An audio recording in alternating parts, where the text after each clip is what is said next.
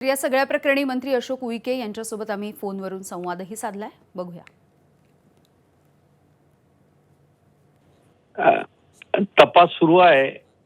Police department बिलकुल पूर्ण लक्ष देऊन आहे।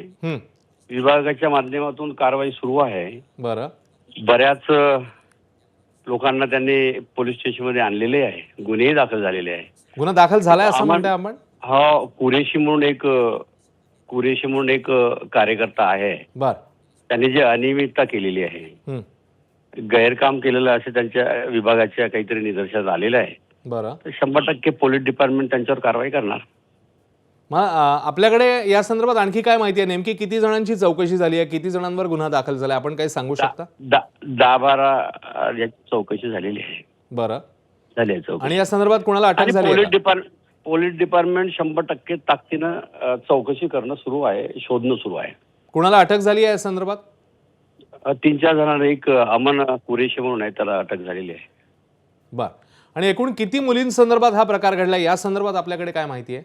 निश्चित आकडा नाही, परंतु एक आता काही तपासी अंतिम करेल। बर, हे रॅकेट नेमकं कसं चालत होतं, कोण कोण आहे या रॅकेटमध्ये, या संदर्भात काही माहिती आपल्याला आलेली आहे? आज असं म्हणता येणार नाही। बर, पोलीस विभागाची पूर्ण तपासणी झाल्यानंतर, चौकशी झाल्यानंतर, अंतिम टप्प्यावर आल्यानंतर असं बोललं। हे आता असं बोलणं म्हणजे अपप्रचार आणि बदनामी होऊ नये, बर, त्याची दक्षता घ्यावी लागेल। एबीपी माझा, उघडा डोळे बघा नीट।